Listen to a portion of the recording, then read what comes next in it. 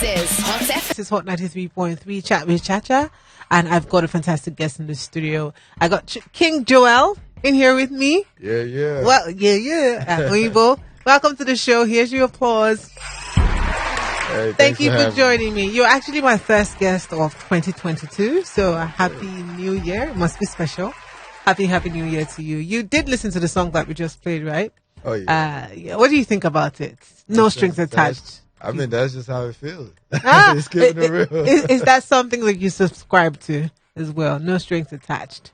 I mean, it depends on what's going on at the moment. You know, sometimes you're trying to feel somebody out. You're not sure yet. So until you get there, at least you want some enjoyment. So. Okay. he tagged it enjoyment, but I think like a lot of guys like that. A lot of people like that. Like, don't be catching feelings. Let's just have a great time and move on. Oh yeah, true that. Would you say you're more likely to be that, or you're more likely to be like, no, I must love you and pour all my love into you? No, it depends. If the feeling is, reciprocal. See this politician. If you are feeling each other now, I mean. But for you, which one would you say that you have done the most? I've been on both sides. Both sides. Oh, okay. Done the most? No strings attached. Now that's when what they I'm hurt your saying. feelings now, you have to respect yourself. You have to guard yourself. Welcome to the show. It's great to have you here. Happy New Year, by the way. Hope your year has started off on a good note. Did it start off great? Oh yeah, Happy New Year to you as well, and your other cast members. My year started off beautifully. It's my first time being back in my motherland in almost 8 years, so oh wow, I'm super excited. 8 years without Lagos, 8 years without Nigeria. Yes. What? Yeah, it's a long time. Yeah. What was that one thing that you actually missed so much while you were away? Suya. Wait, I had someone who came in, and the first thing from the airport, got home, second call that I got was, hi, Alpha, I want to go buy suya. I'm just like, wait, you just landed and you're talking about suya immediately. Before I got on the plane, I was already telling them, yo, I want suya. The moment I land, I've not tasted real suya in almost 8 years. I want suya. You said up. Real suya. Okay. Yeah, because they have suya in America, but it's not the same. But someone should get the recipe. I don't know. It's something about it. Maybe it's the atmosphere here. Maybe that's the last ingredient, Maybe the Lagos breeze. That's Nigeria for you. But is Nigeria a place that you might be considering relocating to? Maybe eventually, That was not a strong one. No, because I have, strong business roots in America. Okay. My record label is there. My, other businesses are there, salon, barbershop, all that. I have everything established in America. But now I'm looking to, come back and invest back home and, gradually, kind of settle in and see how it's going. I've heard that so many times. A lot of people would say that, but they would still keep their life abroad. They would still keep it. I mean, Nigeria needs, there's a whole lot of change that needs to be made. I want to know, I mean, you've been peering into Nigeria, looking at us from a distance. I'm curious to know what you were thinking before you came back. There's some people who haven't visited Nigeria ever. I know that they hear that, everything is really bad, or, some people will say, I can't come. My friend's brother was very scared. He said, I've been hearing there's so much kidnapping, I can't come. He came and then he was paranoid. But for you, what was that one thing that you kept hearing? And also the guys that, you meet that are not even Nigerians or Africans, what was the perception that they have of Nigeria? Okay, so let me tell you something, the true fact. And now that I say it, I'm not going to let it happen again. But this is the first place I've come to without the Mopo van following me. Really? Yeah, it's the first time, because that's the one thing I was concerned about the most. Like, I keep hearing about kidnapping. I don't want to get kidnapped, please. But I mean, to answer your question, I left here in 2007. Since then, I've been back only once. Okay. Besides now, and that was in 2015. Okay. Now, when I came in 2015, I didn't like what I saw. Oh. So I told myself, I'm like, man, I'm not coming back. What was it? I saw so much poverty, so much suffering. There was little to no development from the time that I had left. And, my heart just couldn't take it. Yeah. I'm like, my people are really suffering, man. I cannot have that on my conscience and go out and party, have fun, live my good life that's above, the level of the people that are in the streets, sleeping in the streets and all that. So I was like, you know what? I can't look at that every day. I can't go about my business and just be blind to that. So I'm just going to stay over there and just send some money back to help whoever it is that I can help. But eventually I got convinced to come back. And now that I'm dabbling into Afrobeats as well, I just use that as an avenue to just come back and do even more and reach more people. And now that I'm back this time, there's actually a lot more development. Right. So the beautiful thing about Nigerians is we find a way to make something out of nothing. Right. And even if the government doesn't do it for us, we'll find a way to make it happen regardless. True. So I'm seeing a lot of development and I'm encouraged. Okay. Is that the reason why you've been giving out money on your social media? No, I've been doing that since I did see something about 500 grand. I'm like, wait, what? Oh, it's more than that. It's more than that. Yeah. In a month, how much would you say you give out on your socials? On my social media, I give out at least 3 to 5 million. That's on the lowest part every single month. Okay. Yeah. You might want to follow. You might want to. I'm going to follow you now because I need to get some of that money. You might want to follow him because what? 3 to what? Yeah, that's my way of trying to reach people. Because besides social media, I also do things that I don't even make noise about. But the point of even talking about some of the things I do is not to brag, is not to boast. It's just to encourage others that are like me, successful out there, to invest back in their motherland and do the same thing. Help others that are in need. Okay, but they say that bragging and boasting, when you're in the entertainment industry, will help your career in a certain way. Well, do you believe in that? Yeah, I get that part, but I mean, if that's what I'm about, then I'll literally do all these things and pay blogs to post. Like for example, I did an event for kids just 2 days ago.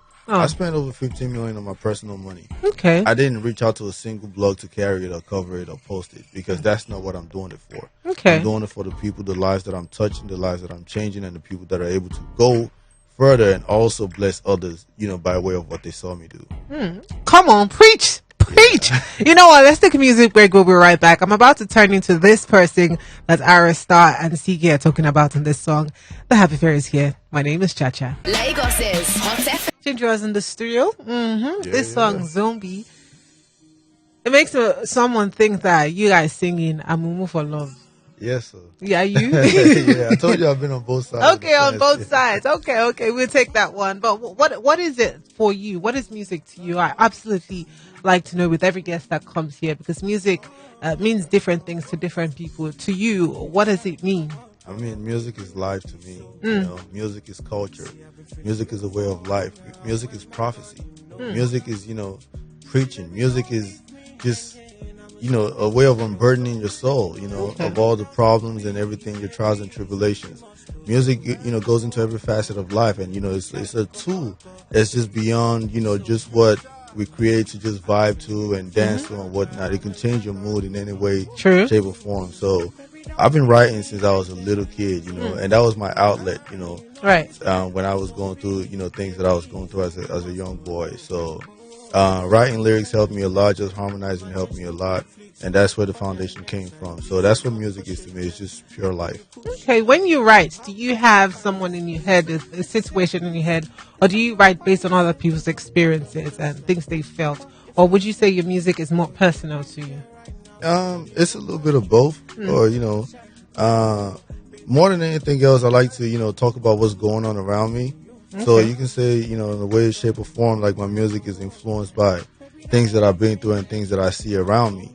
But also, I'm a storyteller as well. I'm able to, put myself in certain people's positions and situations and speak, from their point of view. Right. So it's just like, it's the act of storytelling pretty much. Right. But first and foremost, the most important thing to me with music is just passing on a message that's meaningful and not just, it's not all about Jaya and everything. You can have fun, you can party, but, we always have to remember, the essence of life and also find a way to peddle truth through that music.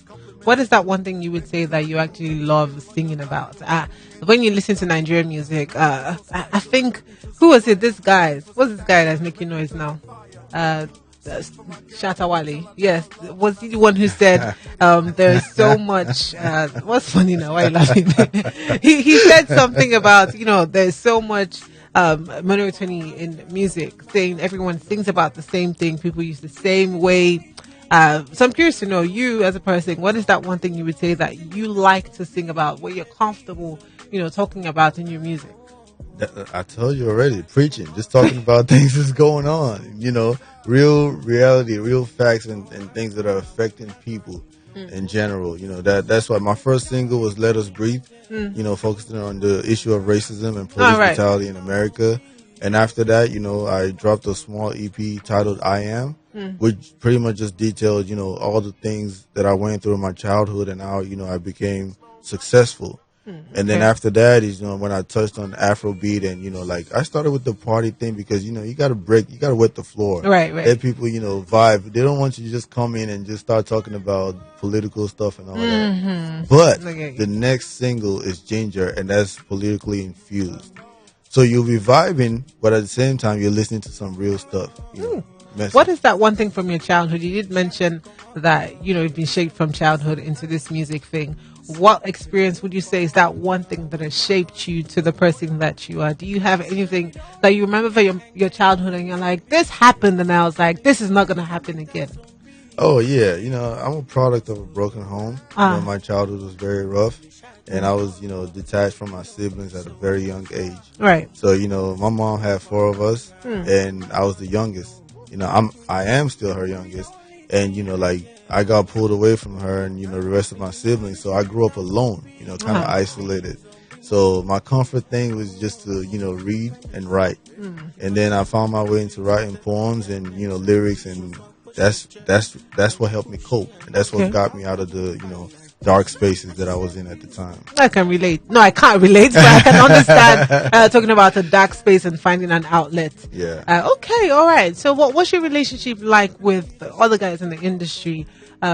People showing you love. I mean, people who are doing music as well, not just PR people or not just, people who are with you. I mean, people who are actually creating music as well. Are they showing you a lot of love? Well, it hasn't always been love, honestly. Because I started off, the first Afrobeat song I dropped was a collab. I didn't get love from the artist. The person you collaborated with? Oh, it was Peruzzi. Okay. Yeah, so it was just like a business transaction pretty much, and I didn't want it to be like that. I wanted it to be, I wanted synergy and chemistry and all that. But, it just didn't go that way for whatever reason. And then, I moved on to the next single, which was with Runtown.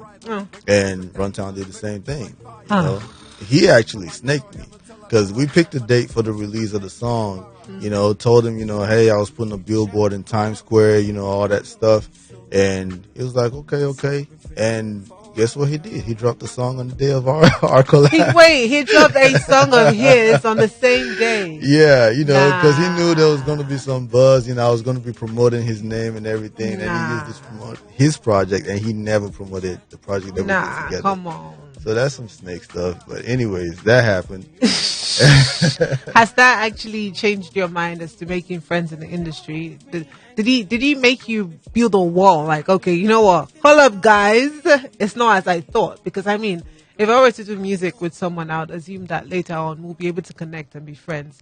But if this happens to me twice, I would build a wall. Did you build a wall? No, I didn't build a wall because, I went on and did a song with Buju, the one that you just played before we came back on air. And, that was a cool situation. And I actually have a song that, I did with Davido. That's not out yet. We're going to drop that soon. And, he turned out to be the coolest one out of all. I mean, imagine the biggest one being the coolest. And then, that's mad. The little guys, just acting like they're all that. But it's not, it's not.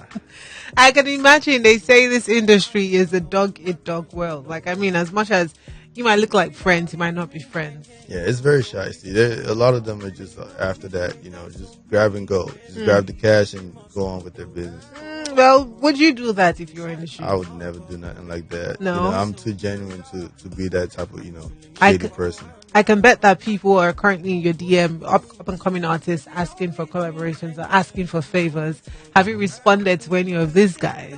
Well, first of my DMs are always flooded. Okay. And to be honest, it's not even with people asking for collabs, it's with women. Okay, open your DM. Let's read the first message. Man, what? You don't want to see? You might see. We don't have to see the name, but let's see the first. What's the first message? The first from a message? woman? You really want me to look Yeah, at the first message from a woman in your DM. Oh, man. You guys want to put me in trouble. You don't have to read the name. Okay. Just the first. What was being said? I want to know because women are crazy. This 2022, when people are saying shoot your shots. Do you know? Don't you subscribe to a woman shooting her own shot, letting you know, boy, you fine. I want you at 9. Yes. What's the first one? Let's see. That Do you one is pick too anyone? wild. It's still what? It's still that what? one's too wild. There's no way. Okay. Hello, my name is CH. Mm-hmm. Oh man, I'm not gonna read it. Yeah, hello, my name is. I would like to meet with you. I think that I'm the kind of material. Okay. He said, "Wow." He said, "Wow." Well, reading, you've never read one. You're just skipping. Say, "Nah, I can't read that." Yeah, because I'm scanning and I'm like, okay, no, okay. Yeah. Go to just one. Just read one. One in entirety. Yes, let's see. I love you. Nah, it's a lie. I promise. No, that one was too short. How do you pick the shortest one to read out for us? I want to know how my girls are shooting their shots. Let me help them. I want to know how they're shooting it. Hello, I'm single and I'm responsible. I'm willing to do anything for you. Ah. Yeah. And why did you respond to that? What do you want me to say? Yes, please, baby. I need you in my life. But do you check there? Like when they send it, you don't actually, I'm reading from like the request. Okay. Yeah. But wait, do you check their page and be like, okay, you know what, I'm going to respond to this one? Or you're just like, nah, I don't have time for this. I'm actually not going to lie. I'm not going to lie. There was a time, I made a post that was like, hey, I'm coming to Nigeria soon, know, and I'm going to be, looking for, a partner. Yeah. And, man, my DM got flooded. I actually said 3 wives. 3? Okay. Yeah. Do you want to marry 3 wives? It was a joke. Okay. It Are you married? No, I'm not married. Okay. So it was a joke saying that, I'm coming 3 wives, blah, blah, blah. And my DMs got flooded. Like flooded. Hey, I'll be number 1, number 2, or number 3, I could be all 3. You were getting bare lyrics. I mean, you should put that in a song. Yeah. What? So I'm not going to lie. I did check, some of them out. And I was like, man, there are fine babes in Nigeria. But yeah, it's just, that was a joke. That was something that was just to kind of like spark a conversation on polygamy in Nigeria. Yeah, but that's something you subscribe to. Polygamy, yeah. I subscribe to it. Yeah, is that anyone can practice what they want. I'm not the judge. I'm not God. Some people's faith allows them to marry 4, 5, 6, and I think almost every man, anyways, even if you're not marrying 4, 5, 6, you're messing around with 4, 5, 6. Yeah. Sadly, that's sad. But one thing, now that we're still on this topic of women, I just said men. I saw you go talk. As long as you said men, we already know your mentality. We already know, and I saw you go run now. So we're gonna leave that like that.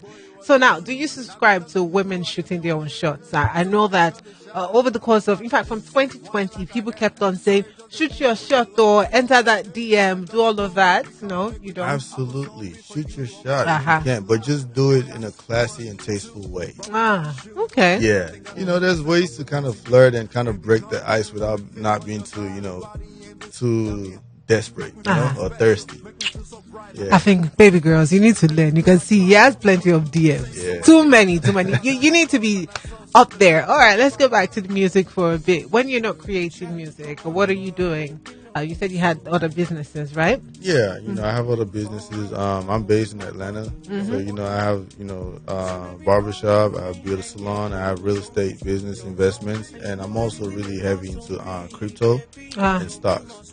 I remember when people used to say, if you say you're doing crypto, that's fraud. Some people used to liken that. A lot of people used to say that no, anyone who says they're doing cryptocurrency and whatnot, they're definitely into fraud. And we know in Nigeria now, they say any youth or almost every guy they see who looks nice, dresses well, drives a nice car, they want to liken him to doing fraud.